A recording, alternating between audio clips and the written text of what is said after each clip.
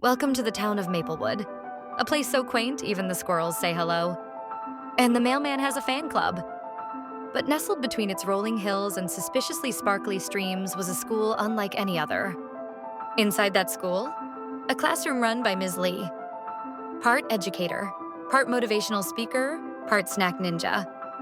Ms. Lee had one mission: unlock every child's potential using something even B.F. Skinner would give a standing ovation for: positive reinforcement. Her secret weapon? Not gold stars, not stickers, definitely not pop quizzes. She had the puzzle of potential. Here's how it worked. On day one, every kid got a puzzle. Blank, beautiful, and totally overwhelming, kind of like IKEA instructions. As students learned and grew, they earned puzzle pieces, not boring ones. These were blinged out, glow-in-the-dark, custom-illustrated power pieces. Emma conquered multiplication. Boom. Puzzle piece with sparkly numbers and a tiny cartoon calculator doing jazz hands. Lucas finally cracked reading. Boom. Puzzle piece with book characters high-fiving and confetti raining from the sky. Even better, parents were invited to see the big moments. Cue the "my kid is a genius" tears. Cue the selfies.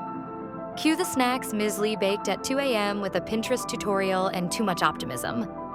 But it wasn't all glitter and victories. Some days were hard. Frustration happened. Tears were shed. A puzzle piece was once hurled across the room during a long division crisis. But Ms. Lee never flinched.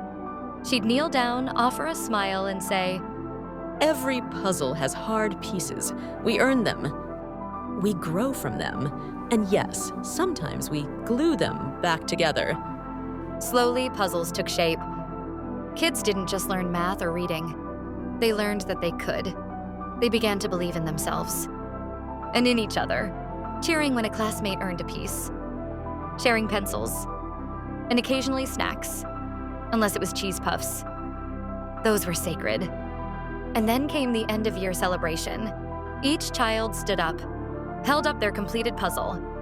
And suddenly, it wasn't about grades. It wasn't about test scores. It was about effort, growth, confidence. Ms. Lee looked around at her classroom full of puzzle masters and future world changers and thought, forget gold stars, these kids have gold hearts.